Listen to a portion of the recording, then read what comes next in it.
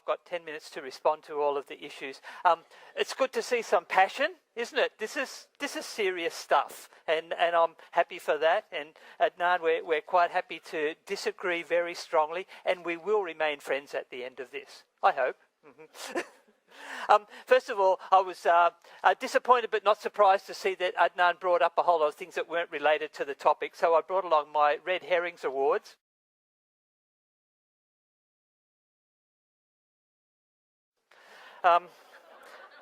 All I could get was sardines from Coles, but red herrings.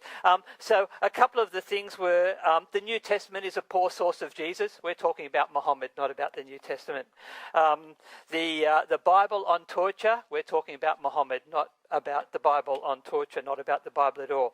Christians burning others alive, not related to the topic. It's a red herring. Another one, the wives of David and Solomon, not related to the topic. This is about Muhammad. Another one, he brought up Paul. I was waiting for this one, not related to Muhammad at all. Paul and Muhammad never met each other. And the last one, Psalm 91, not related. This was, it's not a messianic psalm. The only person who quoted it as relating to Jesus was the devil. So a bad one to line up with. So there's a couple of the red herrings that came up today, and I'll pass those on to Adnan now. And this will keep you in sardines for the next few weeks. Yeah. Let's get to the real topics. The question, he said, use only authentic sources. And the one that he objected to was Ibn Ishaq. But actually, I'm not sure that he believes that, because I do have here a video clip of him talking about Ibn Ishaq to a Muslim audience some time ago. Have a listen to what he says. Who is the main historian we refer to for the life of the Prophet ﷺ? Anyone? The biography of the Prophet, sorry? Yes, Ibn Hisham. But who wrote the book of Ibn Hisham? Ibn Hisham is an abridgment of an earlier work, Ibn Ishaq. Muhammad bin Ishaq, who was born in the year 80 Hijri and died in 150-51. Muhammad bin Ishaq. So we refer for the life of the Prophet ﷺ to make sense of it in a chronological way to this history. So what I want to know is, what new information about Ibn Ishaq has come up in the last few years that means it is now inauthentic? Because I'm quoting it, Muslim scholars quote it, At-Tabari quotes it, lots of other people do, and so did Adnan a few years ago. He talked about whether Muhammad had seen a demon in the cave, and both Ibn Ishaq and At-Tabari, the authentic historian, talk about Khadija saying, rejoice because by God the thing that you've seen is an angel and not a Satan. So these were the terms that came up in those early discussions. He talked about Muhammad promising paradise to others but not himself. Well, he did, and I recognise that there were 10 people that he promised paradise to, but what do you do with these words of Muhammad? He also said, I don't know what's going to happen to me, from the Quran. He also said in al-Bukhari, I don't know what Allah will do to me.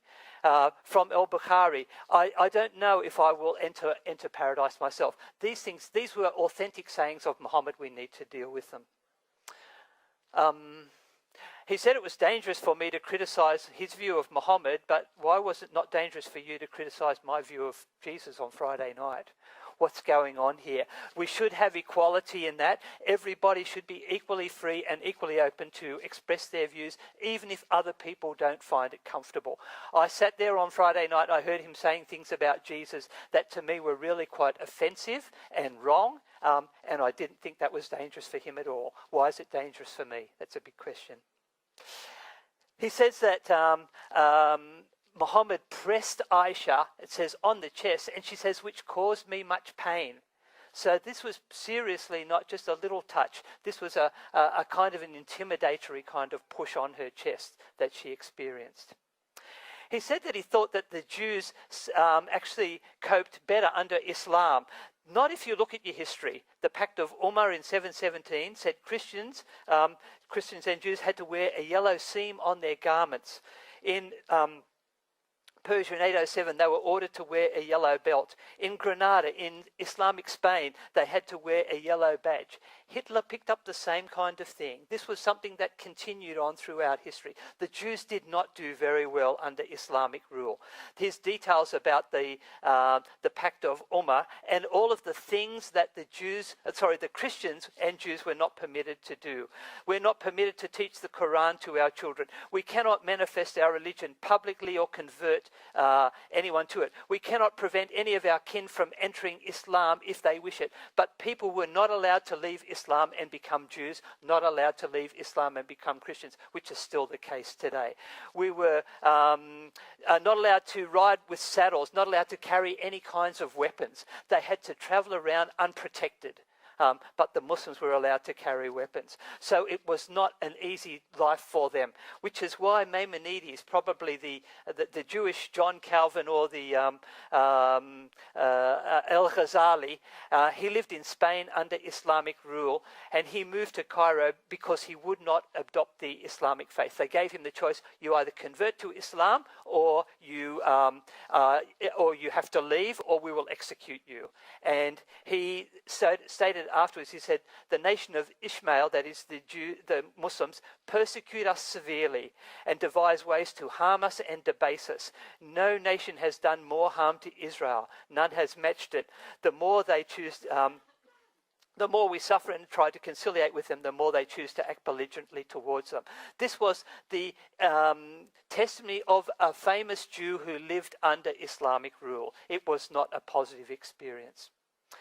He mentioned about a prophet who will come, who will be like me, and this is the verse in Deuteronomy 18. God will raise up a prophet among you, a prophet like me from among your brothers. And Muslims say, well, this was a prophecy about Moses, and they give a couple of different reasons for it. They might use a scale like this one. Left my thing here. Say, oh, well, look, there's some similarities between Moses and Muhammad, and Adnan used a similar kind of list to those things that they had done, but actually the same list applies to Alexander the Great. He did every one of those things as well. He had just as much claim, and the same with Napoleon. Every one of those things, both Napoleon and Alexander and Muhammad did. So it's not unique. There's no reason why Muhammad should claim that it's for himself. But if we have a look at how this compares with Jesus, we can see Jesus and Moses had more things in common than they had with Muhammad.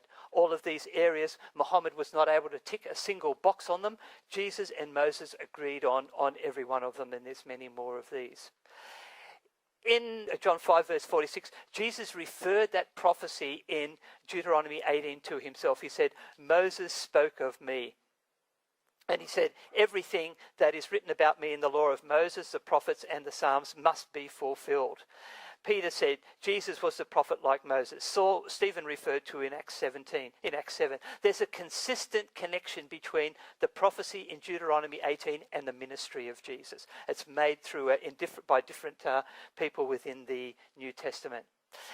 But why didn't Muhammad obey Moses' law? Moses said, do not erect a sacred stone, for these the Lord your God hates. But what did Muhammad do with the black stone in Kaaba?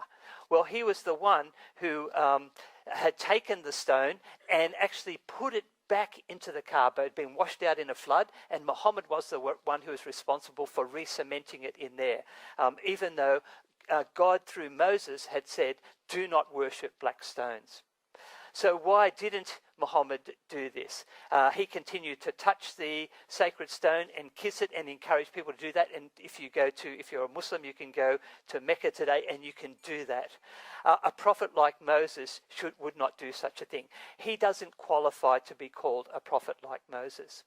And he mentioned about Paran in Deuteronomy 33. The Lord came from Sinai and dawned from Seir. He went forth from Mount Paran.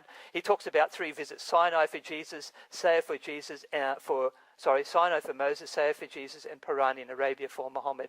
But in fact, Paran and Seir are near Egypt in the Sinai Peninsula. They're not in the place where he marked them on that map. We know the location of them. They're not near Palestine. They're not near Mecca.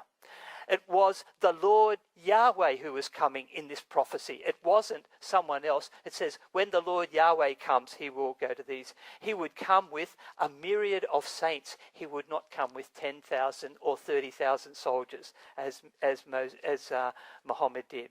But I will stop there. I've got a whole lot of others. Thank you.